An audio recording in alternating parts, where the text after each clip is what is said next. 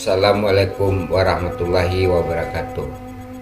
Dusana kesedunya bersobok balik itu di channel Minang Mustika Jaya. Semoga dusana selalu dalam keadaan sehat walafiat dan selalu ada jalan keluar dalam setiap persoalan. Amin ya rabbal alamin. Dalam video kali ini dusana kita akan beraja membacakan patah petitiah nalah ditinggalkan ke ini mama itu dari dulunya, di mana pepatah tersebut merupakan nasihat bagi kita anak-anakan yang melanjutkan kehidupan baik kehidupan adik Minang maupun kehidupan keseharian. Mari kita bacakan dan baca makna dari pepatah tersebut. Allah bauriah bak si pasin kok bakia Allah bajajak habis tahun baganti musim sandi adek jadi anja.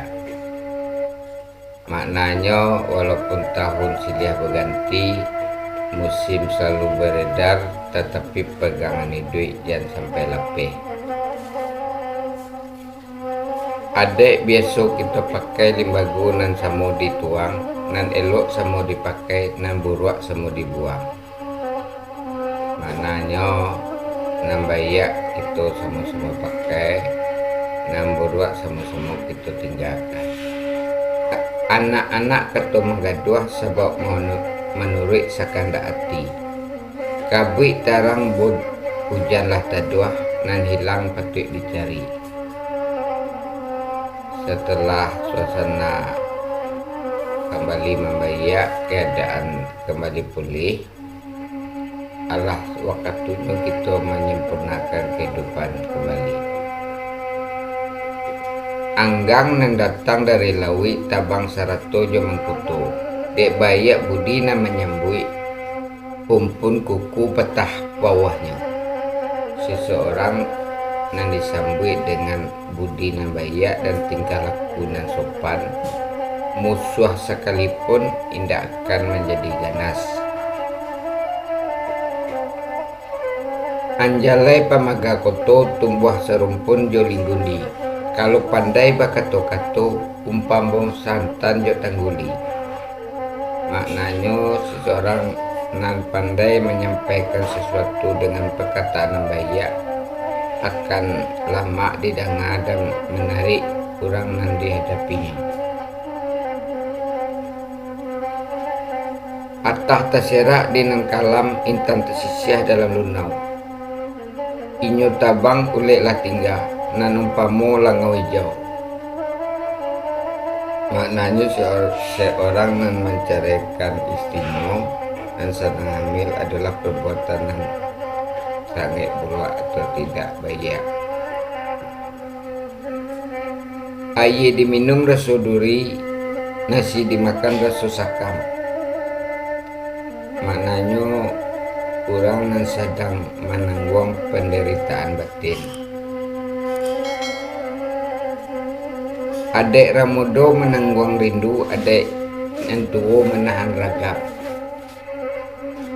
Maknanya Allah menjadi suatu kelumurahan, orang muda mempunyai suatu idaman, dan lumrah pula seorang nalah tua menahan banyak ragam karena umur yang dijalani.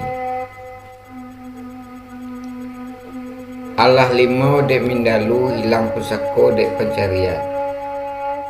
Maknanya kebudayaan asli suatu bangsa dikalahkan oleh kebudayaan baru atau kebudayaan yang lain.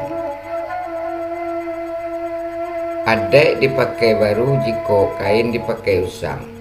Maknanya adek Minangkabau kalau selalu diamalkan dan merupakan ajaran yang bisa berguna sepanjang masuk atau sepanjang zaman.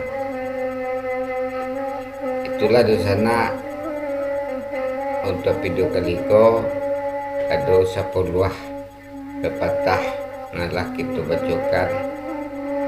Mungkin kayak gitu sambung di video selanjutnya. Semoga itu bisa bermanfaat, baik untuk nasihat bagi kita, baik untuk kita pelajari, karena pepatah Minang merupakan nasihat-nasihat yang ditinggalkan dari nenek mama kita dari dulunya yang berbentuk pepatah. Terima kasih atas perhatiannya. Mohon maaf atas segala kekurangannya. Wassalamualaikum warahmatullahi wabarakatuh.